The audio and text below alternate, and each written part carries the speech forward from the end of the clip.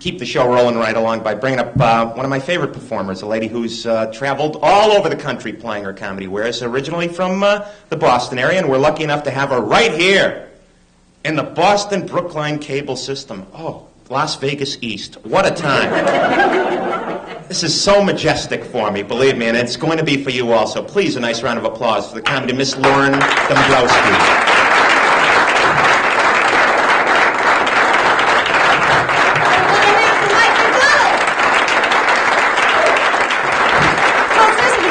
I knew more people in here tonight. That's impossible. I don't know if you noticed when Mike brought me up, but my last name is Dombrowski. That means most of my relatives are home watching a hockey game on the radio tonight. Actually, my aunt had us over for dinner the other night. She made a Polish meal, Polish version of surf and turf, carp and kielbasa, really tasty. She starts talking to me. She starts giving me her views on life. Hey, Lauren, I'm walking down the street the other day. You'll never guess what I seen, right? I seen two girls holding hands. You know something? I think they were Lebanese. My Polish aunt, she taught me everything I know. She did. That's why I now brush my teeth like this.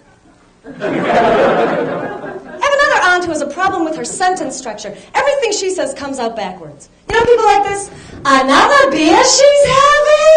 Too much you've had already. And they say, shut up, could you please? An idiot you sound like.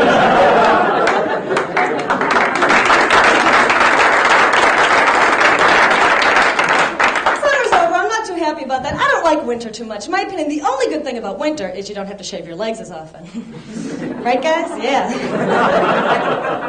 The end of summer means another thing for me. Students are back in town, and this is especially dear to my heart because I live right near Boston University, or as we lovingly refer to it, Little Long Island. Don't get me wrong, I love these people. I do. It's because they're so full of energy, okay? This is my impression of two Boston University, Long Island sophomores who have not seen each other for the entire summer. Oh, my God! How are you? I'm fine. I love your shirt. Did you rip it yourself? No, it came this way at Bloomingdale's. I love your shorts. Did you get those at Bloomie's? No, they're my father's old underwear. So have you seen Stephanie? Stephanie? Oh, I hate her. You like her? Oh, I hate her. You like her? Oh, I hate her. Pleasant people to be around.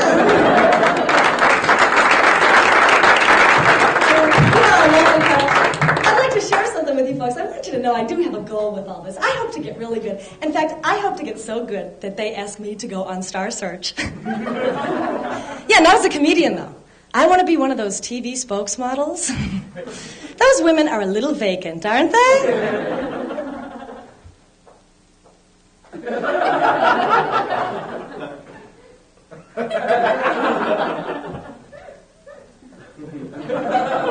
Oh, well, hello, Ed. I'm only a model now, but I hope someday to become an actress.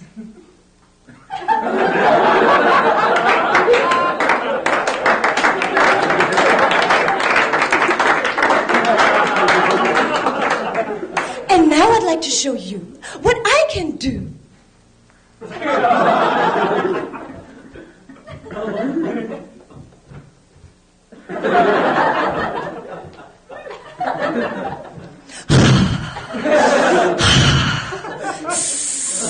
I think I'm just about ready, don't you? You know, I was wondering where they get women like this, and I think I know because I was watching this local beauty pageant on channel 127 the other night. This one was being broadcast live from the VFW post on Washington Street. Maybe you caught it, the Miss Brighton pageant. Hi, my name's Vivian D. I'm from Oak Square, Brighton, and I want to be your Miss Brighton. And let's see, my favorite things are Devian, Dynasty, and Angel Dust. And let's see, my least favorite things are PMS and when my boyfriend turns his eyelids inside out. I think that is good. She was the winner, too. Here's a quick impression for you. Billy Idol. I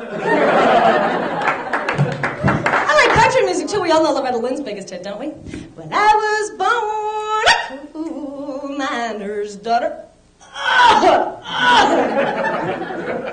She works in a coal mine, it makes her cough. Okay, I actually prefer rock and roll. I like going down to the Rat, places like that. Spit. You like those places? You get to see these guys. Hello, Boston! It's great to be back in New England! Are you ready to rock and roll? 1, 2, 3,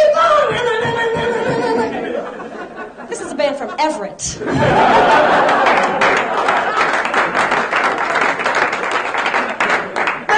To take me to those clubs. Believe it or not, I do have a boyfriend. I go out with this really, really nice speed freak from Chelsea. And he brought me a gift today, a bottle of perfume. Big, big bottle. It's called Glade. I was so touched. Actually, I think I'm going to have to break up with my boyfriend soon. It's getting to the point where I'm just taking too much grief from him. You know when a relationship reaches that point where you really start wimping out, it's like, honey, where have you been? I've been cooking this roast beef for 5 hours now. Where were you? I'll tell you where I was. I was out with a natural blonde. You can take that roast beef and stick it right up your ass. Okay, well, will you call me tomorrow? Sad but true. So I'm looking for a new boyfriend now. I like really, really nice-looking guys, you know, because I'm shallow. But, do you ever go with someone who's really much better looking than you are? You get really paranoid walking down the street with them. You figure everybody who's walking by is thinking, what's he doing with her? Somebody glances at you for a second too long, it's like, I happen to be a wonderful person, okay? I had a very, very successful date the other night. The guy showed up. And I've dated a lot of guys. I've had a lot of boyfriends. And I find that there are perfect guys in the world. There are. There are imperfect guys, too. You can usually tell one from the other by the various things that they'll say. For instance, a perfect guy says, it's not what you look like. It's what's inside that counts. The imperfect guy says, you know what? I'd like to take your head and stick it on top of Jamie Lee Curtis's body.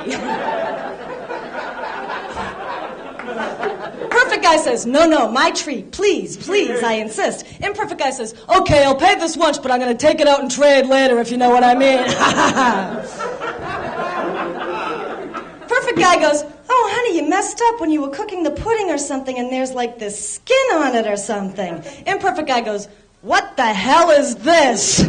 Pudding should not form scar tissue. Imperfect guy says, where is she? She's been using my razor to shave her armpits again. I'm going to kill her. Perfect guy says, where is she? She's been using my razor to shave her armpits again. I'm going to kill her. Even perfect guys don't dig that stuff. Yeah. Of course, things are going better for me. I was reading this article in a women's magazine the other day. It had this thing in it called a pencil test, okay? What you do is you take a pencil and you stick it under your chestal area, and if it stays there, that means you're really top-heavy and you should wear a bra, and if it falls right down, well, then you're really flat-chested and you shouldn't wear a bra. And I took the test, and as it turns out, I am really top-heavy and I should wear a bra. Of course, I had to stick the pencil in this way, but I watch a lot of TV, too. I have one pet peeve with TV right now, and that is bloopers. I think there are far too many bloopers on TV, don't you? One thing you notice, though, you will never see a cartoon blooper. Well, you know what that is? It's because those cartoon guys, they are pros. I mean, you never see Fred Flintstone walking onto the set. Wilma, I'm home. Hey, Pebbles did the cutest thing down the park today. She... Oh, shit. I forgot my line again. Betty Rubble's in the background. You don't see that. My favorite TV shows are the local shows, especially those local game shows. Don't you miss Candlepins for Cash? I do, because then you get to see real people. Usually they're pretty nervous, too. First time on TV usually goes something like this.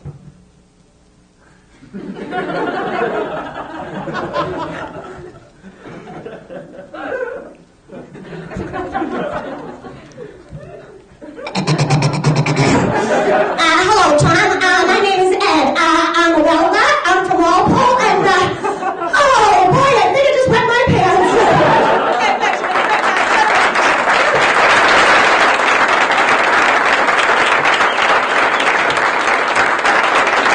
Lauren Dombrowski. My girl. Thanks, Lauren.